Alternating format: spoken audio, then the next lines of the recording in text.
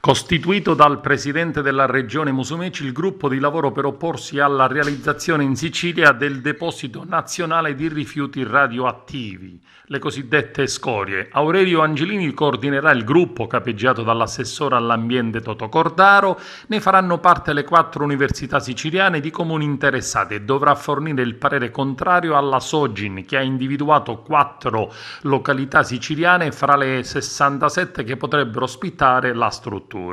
I centri maggiormente interessati sono la zona fra Castellana Sicola e Petralia Sottana, Trapani, Calatafimi Segesta e Butera. Per tutti i siti individuati le obiezioni principali sono il rischio sismico. Il mega investimento per realizzare la struttura su un'area di 150 ettari, a cui sono già contrari la regione, i comitati locali e tutti i partiti politici, ha un costo di circa 900 milioni di euro. Legambiente è favorevole alla realizzazione del deposito, ma senza preferenze per la località. Una lunghissima questione attesa durante l'agosto scorso e poi slittata a causa pandemia ed elezioni.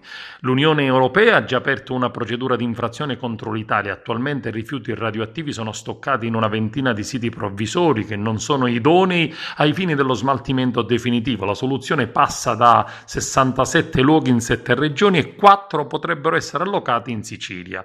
Infuocata la reazione dei sindaci interessati, abbiamo appreso di queste ipotesi dalla stampa nazionale, sarebbe stato giusto informarci preventivamente. Il nostro territorio, fortemente vocato all'agricoltura, non può permettersi di ospitare un deposito di rifiuti radioattivi, scrive il sindaco di Butera in provincia di Caltanissetta. Approfondiremo questo progetto con i tecnici, ma annuncio fin da adesso che metteremo in campo tutte le nostre forze per un coinvolgimento della popolazione attraverso un referendum.